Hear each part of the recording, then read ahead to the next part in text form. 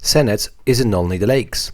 It's also a very interesting Renaissance pillory, so a place for punishment of shame, unfortunately no chains attached, but it's also a synagogue. And I think you noticed we like synagogues very much, so I think today is a good time to talk a bit more about it. But first things first. So here we are in Trnava, just for a second or two. Unfortunately, I don't have as much time as I would wish here. But even a second or two is definitely worth it for two reasons mostly. One, obviously, is a synagogue, but arranged a bit differently than you may expect. Second reason, it is both for Hungarians and Slovaks a very important point. Now, there's a city called Esztergom in Hungary, which is kind of a spiritual capital for the Hungarians. It was taken by the Ottoman Empire. What do you do about the archbishopry? Well, you move it somewhere, and it was moved to here for 300 years. The archbishopry of Esztergom was in Nagy Szombat, as it is for Hungarians. That's one thing. And another thing, an important archbishopry, 17th century, they bring the Jesuits here, and something called counter-reformation or recatholicization of the Hungarian crown begins. So here they came, and they started, in the end, successfully bringing, well, at least Slovakia back to the Catholic Church. Till the very day, it is definitely mostly a Catholic country, not always the case. So, when Jesuits come, very often what they open are colleges, and sometimes they become universities, and that's also what happened. So in the end, the oldest Slovak university is here, created from the Jesuit university, from the Jesuit college in the 17th century. There is also, because of all of that, a very interesting detail which you may find till the very day in most of the Slovak cities. For hundreds of years in Europe, epidemics were kind of a normal thing, and that's because you are a sinner, or because you've got some bad people around you. Jews, for example, are very often considered the reason for the epidemics to even start. But then comes 17th, 18th centuries, and the time of counter-reformation. Jesuits and basically the Catholic Church, they have a very interesting idea. Epidemics begin because of the bad guys, but they end because of the good guys. And obviously they're the good guys. So you need to say thank you. Usually it was the Virgin Mary or some kind of an important saint. And you can use it for your recatholization effort, because you would put so-called morowy sztyp, so the epidemy pillar in center of town. So you've got in the very center of public life of the town a huge piece of Catholic propaganda, so to speak. Until the very day, this is pretty much, I think, every Slovak town has it. This is one of the first things you see when you enter an old historical center of every Slovak town. Another important attribute is of course the main church, but this one we couldn't really visit.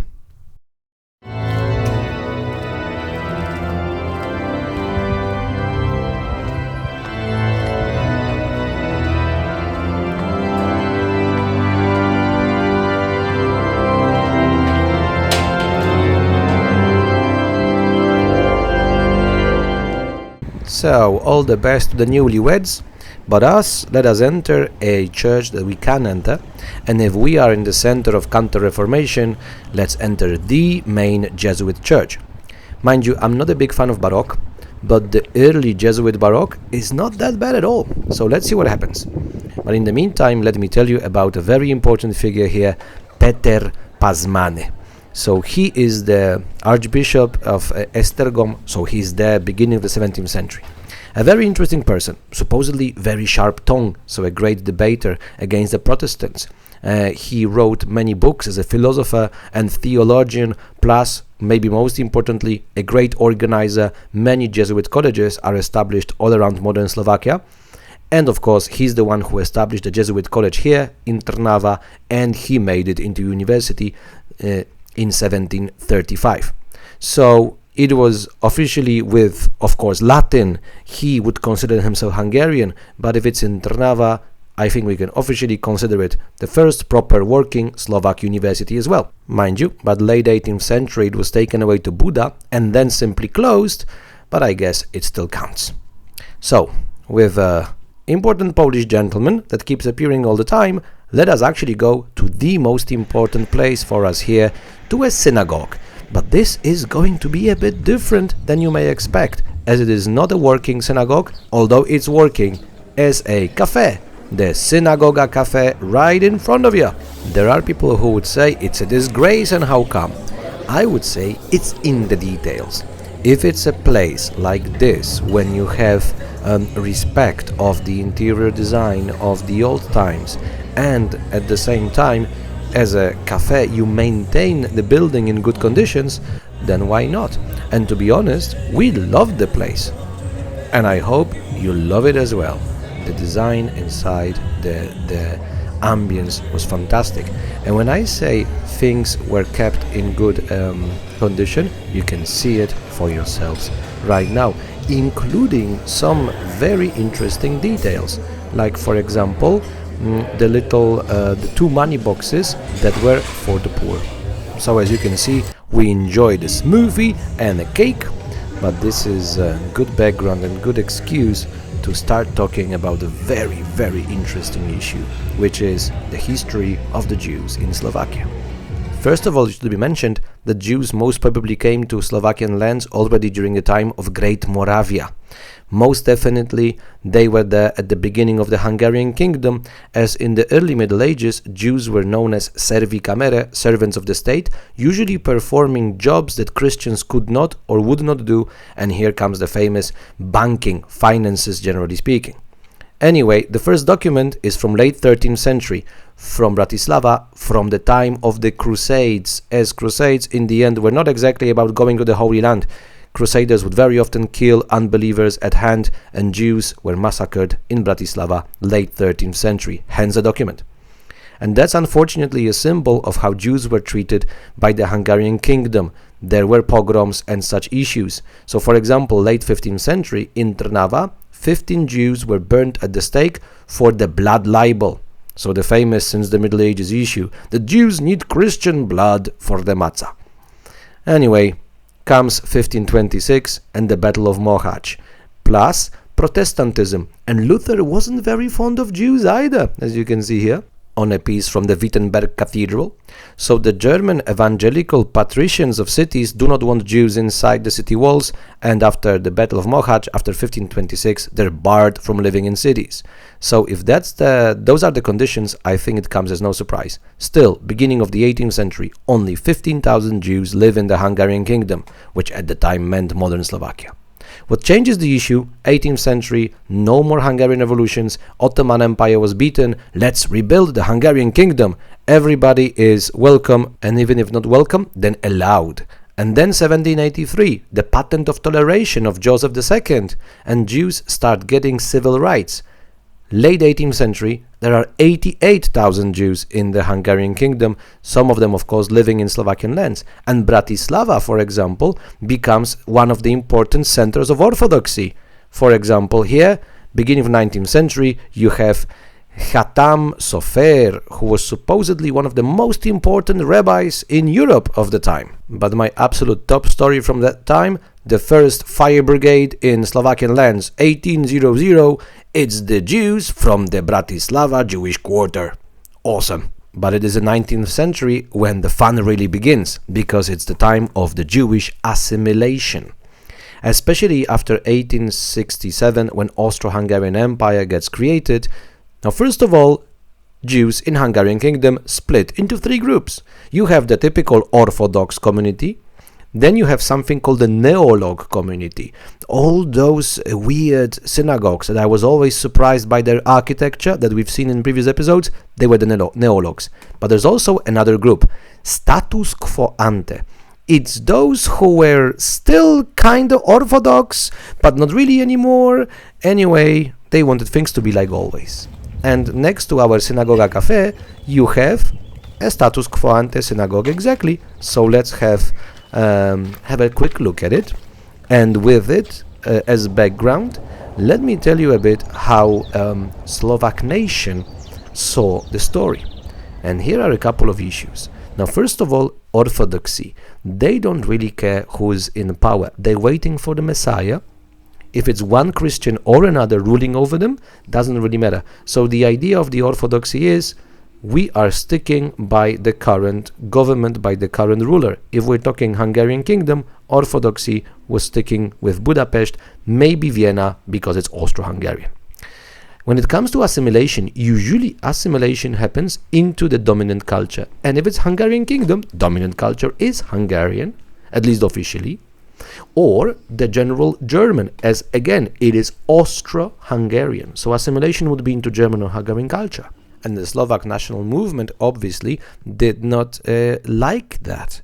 And they were not helpful either, because here's a dark side to all the pan movements. Pan-Slavism as well would go into chauvinism and racism very often. And actually, Ludovit Stur himself was a proper 19th century old school racist. And he said once, Jews will never assimilate with the Slovak nation. That's not helping, right? On top of that, you have the whole thing with Czechoslovakia. And here's an interesting side note. I told you a second ago that pan ideas would go into far right, but Czechoslovakia, a pan-Slavic idea as well, I think was taken over by the left. And my favorite example in Wilkolinec, where we went to in episode 1, on the school, they had a plaque saying there's a teacher who went to Spain to fight for Spanish and Czechoslovak nation with the Republicans. That's the left side of the political spectrum. So the left-leaning assimilated Jews, they probably found the idea of Czechoslovakia attractive. And then Czechoslovakia exists as a nation. Obviously, Jews will very often assimilate as Czechoslovaks. And the Orthodox, they don't assimilate, but it's Czechoslovakia, so they remain loyal to Czechoslovakia. Here's an example. Masaryk visiting Bratislava Orthodox Jewish quarter. And add to that the right-wing Zionism from the Maccabi movement, and you've got an absolutely crazy puzzle of all the different movements and things. So were there Slovak Jews? Of course. A good example, Imro Weiner Král, who was an artist between the wars, created something we can call Slovak surrealism. He used to call it Slovak poeticism. So of course there were Jews assimilating as Slovaks. But another layer of issues is the 30s, as the Hlinka party becomes more and more powerful, and the Catholic Church at the time also wasn't very fond of the Jews. So by the second part of the 30s, you have kind of party guerrillas attacking, for example in Bratislava, the Jewish quarter. So here finally my favorite Bratislava Jew. Welcome to David Unreich. That's not something you would expect, right? He was actually born in an Orthodox family, was supposed to become a rabbi, but he was a big guy, so he went into sport, boxing, and then especially wrestling. At first, just an amateur, so in order to earn money, he would work as bouncer in restaurants and pubs. One of them has a monument in front of the entrance now. But then he became professional and started winning everything. He became, middle of the 30s, a champion of Europe. No more challenges in Europe. He started going to the US and winning everything there. One of those days, he challenged Hitler himself to a duel. Hitler did not come. But in 39, in June, the wrestling champion of the Third Reich came. He greeted the crowd in Madison Square Garden, the Nazi style, and then got beaten by David very quickly. Which is because David actually had practice with people like him in the streets of Bratislava. In the late 30s, when they were being attacked, they created self-defense. So here you've got David on the left, his brother Zalman, and Imrich Lichtenfeld. And here he is again. Mind you, the boy loved boxing and wrestling as well, but better at boxing. He was also in a part of the self-defense, but he noticed sports is one thing, real fights in streets is another thing. So then in 1940, when the war began, he escaped and started thinking what to do about it. And hence, he created Krav Maga. Yes, Krav Maga is a creation of a Bratislava Jew who practiced it in the late 30s in the streets of the city against people who became the Hlinka guards later. That's something omitted from this nice board with information on his life. Anyway, when it comes to him, I told you 1940 he escaped, went to Egypt, ended up in Palestine, Israel. And when it comes to David Unreich, he was on one of his tourneys in the US when the war broke out, so he simply stayed there. But their parents, inevitably, it is time to talk about the blackest point on the darkest page of the Slovak modern history.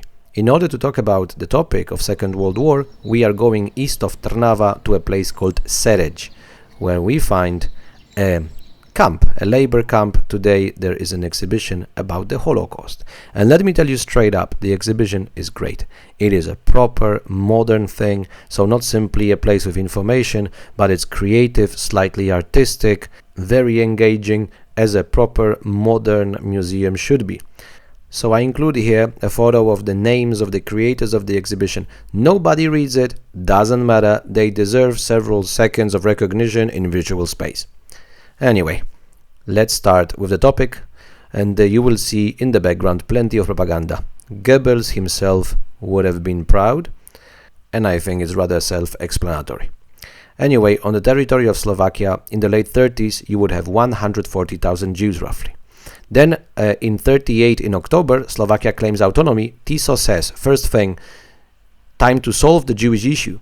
And here's an option a month later, November 38, arbitration in Vienna, and Hungary claims southern Slovakia with 45,000 Jews living there.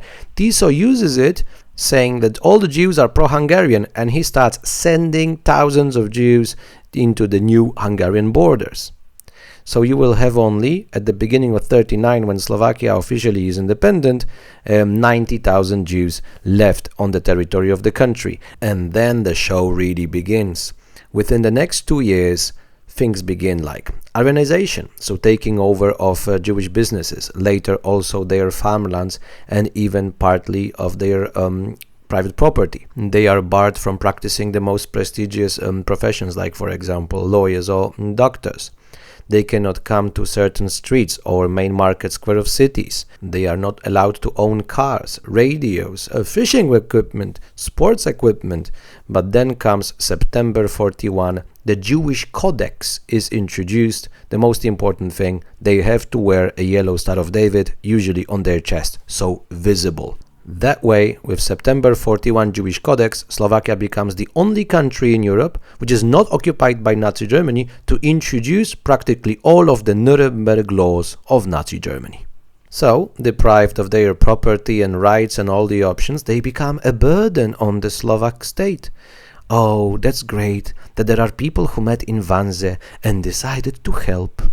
So, March 42, Slovak state starts sending Jews to occupied Poland, to the camps. And actually, Tiso is so happy, he's paying the German government 500 Reichsmarks per person. He's actually paying the Germans for the transport to the camps. And mind you, 500 Reichsmarks, I found info, that would be today's $3,500. So in the end, between March and October 42, 57,000 Jews were sent to Nazi German extermination of death camps in occupied Poland, and of them, only several hundred survived the war. So today in the museum you have this very simple but evocative monument to the victims of the 42 deportations. Now when it comes to the camp itself, in the September 41 Jewish Codex, Jews are also obliged to work. So in 41, forced labor camps were created, and here's a little map with all the places. There are 3 main camps, Vychne, Novaki, and the one to the west, where we are right now, Serej. And that's it.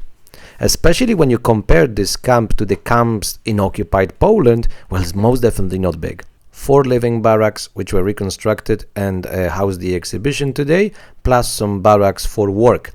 And there were 3 mostly types of work: tinsmithing, carpentry, and locksmithing, with some other minor workshops as well.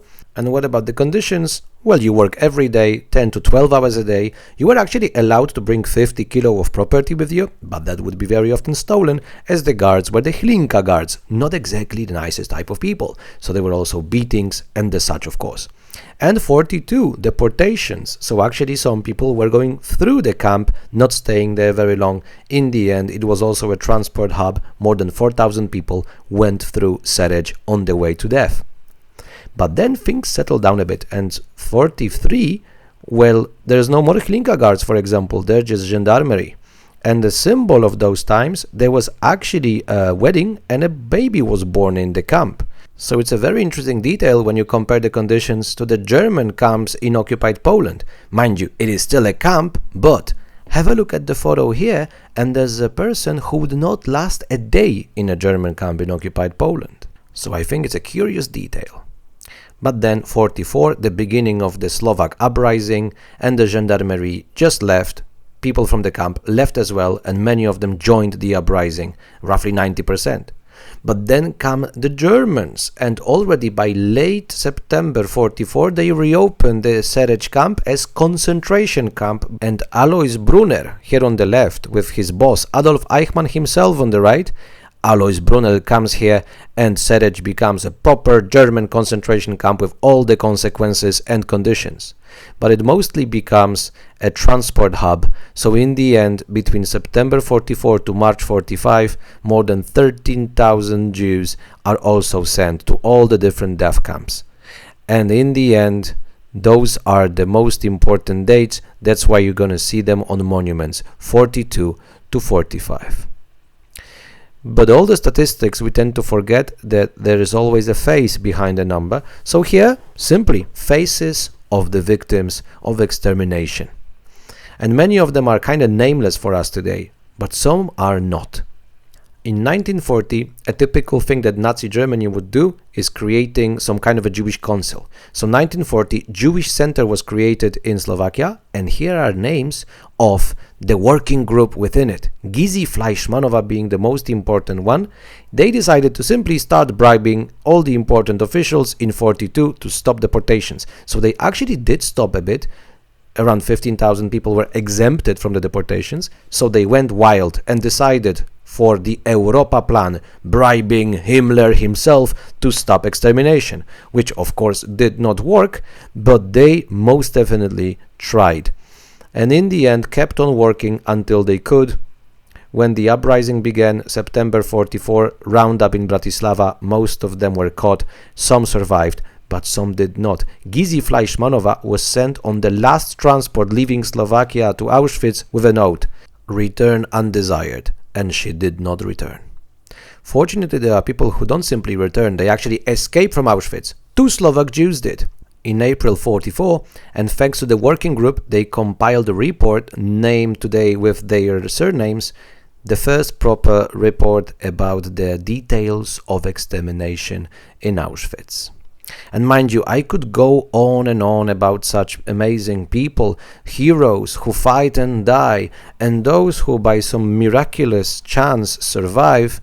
But I would like to finish with a group of people who are very important when we talk about Jews in Second World War. Last but not least, the righteous among the nations, those who decided to extend a helping hand to the weakest of the time. And again, plenty of faces, right? Let me give you a couple of examples. Bishop of a city called Prešov, he saved many Jews, which is very important because he saved at the same time the honor of the Catholic Church in Slovakia. Tiso was a priest, remember? And here's a great example of another hero. The person who probably couldn't even read or write, but her moral judgment was spot on. And mind you, with all the great heroes and soldiers and uprisings and so on, those are my absolute heroes of those times. So I decided to put all the names of the righteous among the nations from Slovakia here. And mind you, you cannot read it, right? Too small? That's because there are so many of them, which is a positive thing in the end, right? You can't read it, don't worry. It's important that they have their several seconds in virtual space as well. That's the least that I can do for them. And also that way, we end our story with life. And mind you, we also finish another very important topic, and I have to say I am very proud of you for staying with me through all those 3 episodes. So you deserve a break. It is time to start traveling properly again.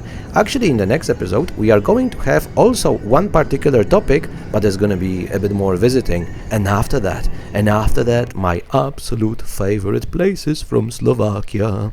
So please do not go away anywhere. Stick with me. But now, very much thank you for your attention, and I will see you very, very soon.